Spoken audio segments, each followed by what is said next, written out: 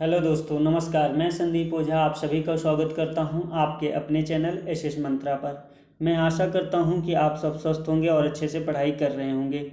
आज की क्लास हमारी आधुनिक भारत के इतिहास में दूसरा टॉपिक है हमारा सामाजिक धार्मिक सुधार आंदोलन। आइए हम अपनी क्लास की शुरुआत करते हैं।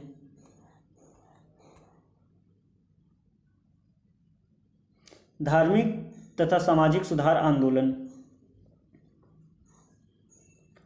आंदोलन के उदय होने के कारण ये जो धार्मिक सुधार आंदोलन हुए, ये क्या कारण बने कि ये ऐसा करना पड़ा धार्मिक सुधार आंदोलन। ठीक है, 19वीं सदी के आरंभिक दशकों में देश के प्रत्येक भाग में यह आभास किया जाने लगा कि भारतीय समाज पिछड़ा हुआ है और इसे सुधारना आवश्यक है।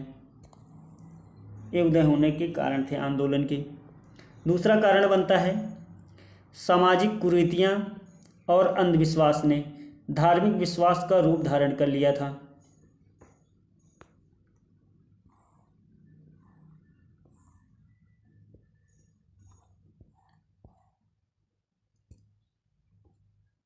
तीसरा कारण बनता है अतः देश के प्रत्येक भाग और प्रत्येक धार्मिक समुदाय में सामाजिक सुधार के जो आंदोलन प्रारंभ हुए वह धार्मिक सुधार के आंदोलन भी थे। ठीक, ये सुधारक या जो धार्मिक सुधारक थे बुद्धिवाद, मानवतावाद, मानव एकता के विचार से अत्यधिक प्रभावित थे।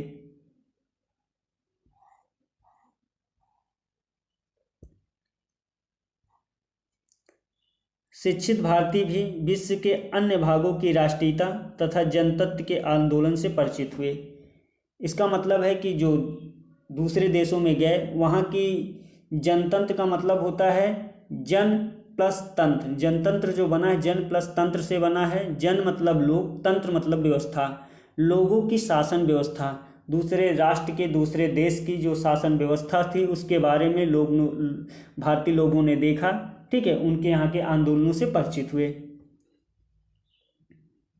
भारतीय जनता के सर्वतोमुखी जागृति के लिए शुरू हुए इन आंदोलनों ने भारत के निर्माण की आधारशिला रखी, आधुनिक भारत के निर्माण की आधारशिला रखी।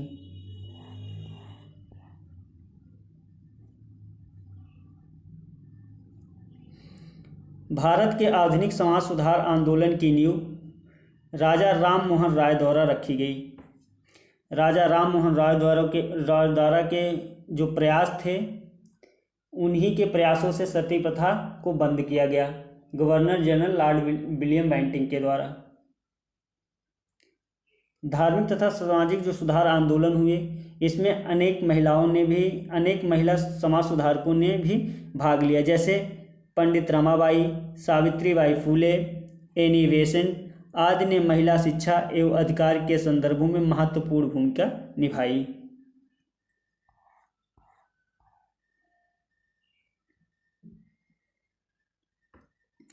आंदोलन का स्वरूप कैसा था? आंदोलन का स्वरूप बौद्धिक और तार्किक था। बौद्धिक तार्किक का मतलब है ज्ञान व समझ पर आधारित, तर्क व लॉजिक पर आधारित। भारतीय पुनर्जागरण का मतलब है पुनः जगाना या जागरूक करना। सुधारवादी नीतियाँ, मूलतः सामाजिक सुधार, नारी शक्ति, धार्मिक, राजनीतिक और शैक्षणिक था।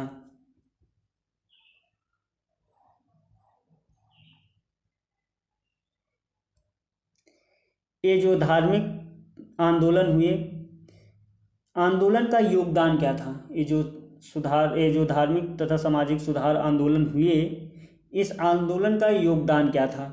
इन आंदोलनों से समाज को मिला क्या?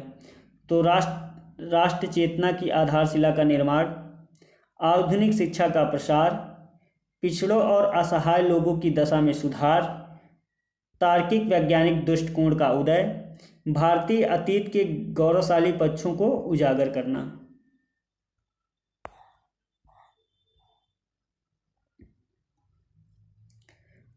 धर्म की उपयोगितावादी मानवतावादी व्याख्या, महिलाओं की स्थिति में सुधार, प्रगतिशील सामाजिक मूल्यों की जनता के मध्य स्थापना।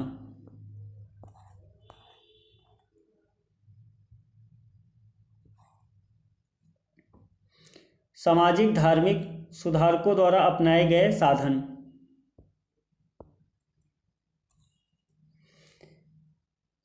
सामाजिक धार्मिक सुधारों द्वारा जो अपनाए गए साधन थे वो क्या थे? तर्क व बुद्धिवाद,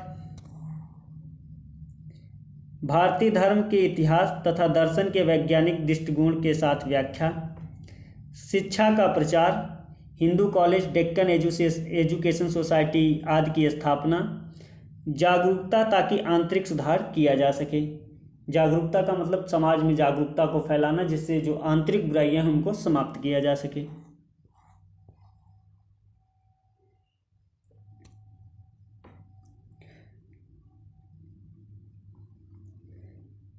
सामाजिक विषमताओं का विरोध। सामाजिक विषमता का मतलब है जात पात ऊंच नीच जैसी चीज़ों का विरोध हुआ।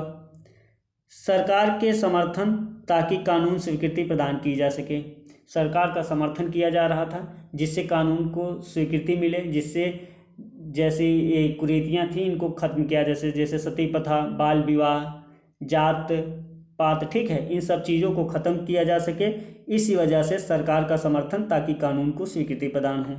मानवतावाद, पत्र पत्रिकाओं व अन्य मुद्रित सामग्रियों का प्रयोग, जैसे केशव चंद्र सेन का इंडियन मिरर, पत्र पत्रिकाओं व अन्य मुद्रित सामग्रियों का प्रयोग करते थे जिससे लोगों में जागरूकता फैल सके।